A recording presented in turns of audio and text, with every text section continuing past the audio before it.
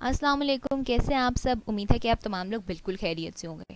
तो आप लोग देख रहे होंगे कि मैंने आज फिर से वही पेज निकाली है, लेकिन हम इस पेज पे नहीं पढ़ने लगे। मैं सिर्फ रिवीजन के लिए कि हमने पिछले लेक्चर में पढ़ा क्या था। और जिन बच्चों ने पिछले लेक्चर्स नहीं देखे हुए तो उनसे मैं कहूँगी कि आप वापस जाएँ चैनल पे मेरे, और वहाँ जाके आप सर्च करें, आपको सारे लेक्चर्स मिल जाएंगे। और इंशाल्लाह जो आपको पिछले भी लेक्चर से रिलेटेड कोई भी क्यूरीज होंगी ना, तो वो बिल्कुल निकल जाएंगी और आपको टॉपिक बहुत अच्छे से समझ आ जाएगा। ठीक है, तो अब हम जी चलते हैं अगले टॉपिक पे जो हमारा आज का है। तो हमारा जो आज का टॉपिक है ना, वो है सेल्फ असेसमेंट 1.8। ठीक है, और इसमें हमने क्या करना है, calculate the mass of 1 mole of copper, iodine, potassium and oxygen. ये जो सारी चारों की चार चीज़ें हैं ना, ये हमने फाइंड करनी है, इनका मास फाइंड करना है, इनके 1 मोल का। बिल्कुल जिस तरह हमने ये एग्जांपल पिछले लेक्चर में की थी ना, बिल्कुल उसी तरीके से ये सॉल्व हो जाएगा। तो आइए हम चलते हैं नोट्स की तरफ, और नोट्स से फिर मैं आपको दिखाती हूँ कि ये किस तरह सॉल्व होता है।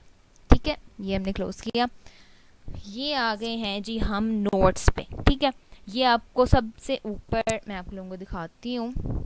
ये देखें, ये आ गया सेल्फ असेसमेंट एक्सरसाइज 1.8। ठीक है, calculate the mass of 1 mole of copper, iodine, potassium and oxygen. तो सबसे पहले हम फाइंड करते हैं, हम आ जाते हैं जी, ये आ गया। सबसे पहले आ जाते हैं कॉपर पे। ये आप लोगों को आंसर की नीचे कॉपर नज़र आ रहा है। Mass of 1 mole of copper is equals to 63.5 gram. आप कह रहे हैं बिल्कुल डायरेक्ट जवाब है। ये डायरेक्ट जवाब नहीं है। हमारे पास जो कॉपर होता है ना, इसका एटॉमिक मास 63.5 AMU होता है। तो हमने उसको मास में, क्योंकि ग्राम एटॉमिक मास में रिप्रेजेंट करना है, इसलिए हम उसके साथ ग्राम्स लगा दिए तो 63.5 आ जाएगा। फिर आयोडीन है, तो आयोडीन जो है ना, as iodine occurs as a molecule, iodine बिल्कुल नाइट्रोजन की तरह वो एज अ मॉलिक्यूल प्रेजेंट होता है, अगर होता है। ठीक है, तो वो भी I2 होता है जिस तरह वो N2 था। ठीक है, तो मॉलिक्यूलर मास आयोडीन का क्या होगा, आयोडीन का ना, जो एक अकेले आयोडीन का जो एटम है उसका एटॉमिक मास होता है 126.9, जैसे कि लिखा हुआ है। लेकिन अब हमारे पास आयोडीन क्योंकि मॉलिक्यूल की फॉर्म में प्रेजेंट है, तो वो दो हैं, तो इसलिए हम 2 से मल्टीप्लाई करवा देंगे 126.9 को। तो हमारा जवाब आ जाएगा 253.80 ग्राम्स। देयरफॉर हमारा जवाब क्या है, the mass of 1 mole of iodine I2 is 253.80 ग्राम। ठीक है, अब उसके बाद हम थोड़ा सा और ये आ जाए, हम आ गए हैं पोटेशियम पे। हमारा सी पार्ट जो है वो पोटेशियम का है।